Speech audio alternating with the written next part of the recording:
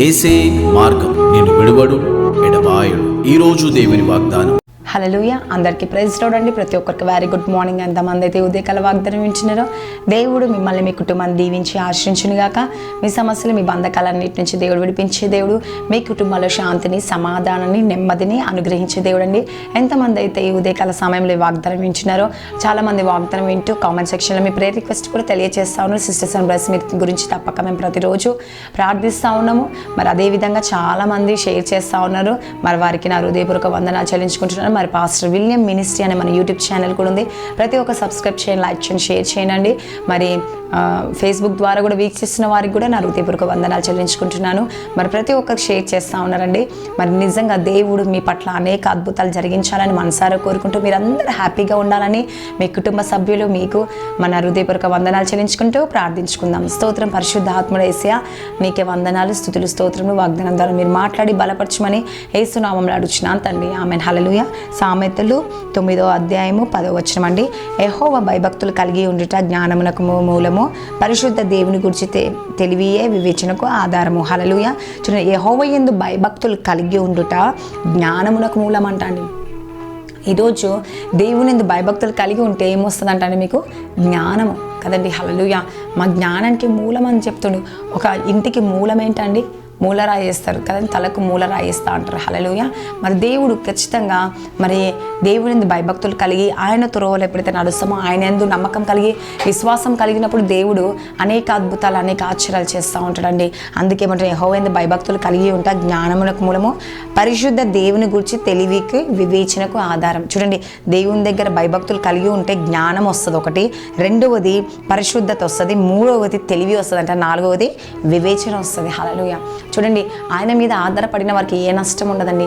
ఆయనను ప్రేమించే వారిని, ఆయనను వెంబడించేవారు, ఆయన ప్రార్థించే వారికి ఏ లోటు, ఏ సమస్య ఉండదంట. హల్లెలూయా. ప్రతి సమస్య నుంచి, ప్రతి బంధకాల నుంచి దేవుడు విడిపించే దేవుడు, ప్రతి ఆటంకాల నుంచి విడిపించే దేవుడు అండి. నీకు శాంతిని, సమాధానాన్ని ఇచ్చే దేవుడు. ఆయన యందు భయభక్తులు కలిగి ప్రార్థిస్తే, స్తుతిస్తే, గణపతిస్తే అనేక సమస్యల నుంచి, అనేక బంధకాల నుంచి విడిపించే దేవుడు అండి. హల్లెలూయా. కాబట్టి ఎంతమంది అయితే ఉదయకాల వాగ్దానం వింటారు సిస్టర్స్ అండ్ బ్రదర్స్, ప్రతి ఒక్కరి కొరకు ప్రత్యేకంగా మేము ప్రార్థిస్తున్నాము.